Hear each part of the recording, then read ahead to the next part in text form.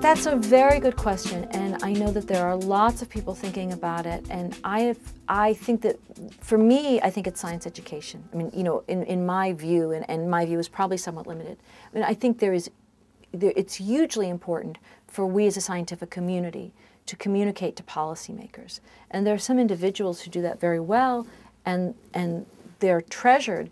And there's some people, unfortunately, who are brilliant scientists who are unable or unwilling to communicate to people who can't speak their same language. Because in some ways, science is a language, and there is a modicum of translation that's necessary to make it understandable to somebody who's not fluent in that language. But that effort is absolutely essential, certainly at the level of policymakers and funders, but I think at the level of both of the general public, but most importantly in our schools. I think that to educate people, to educate children to the importance of science and what the process of science is absolutely critical. Not because most of them are going to do it. I have no interest or expectation in proselytizing, you know, everybody to go into science. There wouldn't be enough jobs.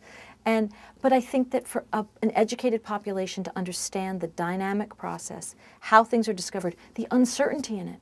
You know, when you see something in the paper, you know, this diet protects or doesn't protect against breast cancer, how certain is that? How good is that data? Should you go ahead and not eat fat? Well, probably if you read the study, the experiment was flawed. It wasn't conducted in such a way to get an answer.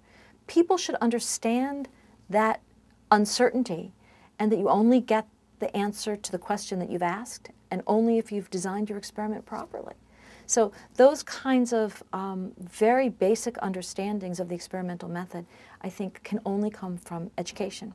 And so I think there needs to be a huge initiative in terms of science education, particularly at lower levels. Not once people have already differentiated into scientists. Those people you're going to get anyway.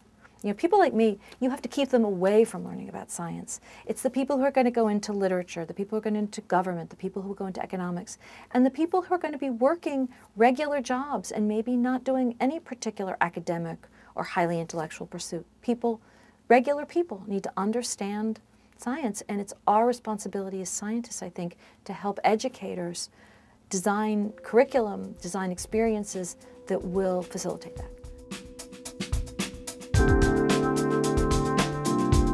When you go to a plumber, you get plumbing. When you ask a scientist, you get science. As far as I'm concerned, everything is science. And my boys will at dinner have this argument, you know, is it science or is it literature or is it this? And, you know, they'll sometimes come to almost blows over this stuff.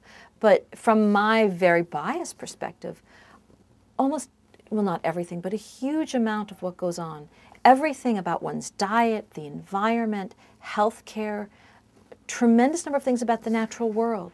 You know, I mean, I have the great good fortune of having a tiny little, like, fire escape. It's not a fire escape, it's like a little fire escape landing outside my door. And I have coffee out there, and I can see, you know, birds and trees. And all of that science, understanding the relationship of the birds and the trees, and understanding the different species, the bird songs. If you listen, you'll hear different bird songs. What do those bird songs mean? There are people dedicating their lives to understanding that question. I mean, it's not a question that, frankly, inspires me other than to enjoy the bird song while I'm drinking my coffee. But that's a whole life of discovery right there. And how do birds learn those songs? How do they learn what they mean? You know, all of that, you know, reflects on language. All of our language that we use is science in some level. So it would be hard for me to look at something and not see science.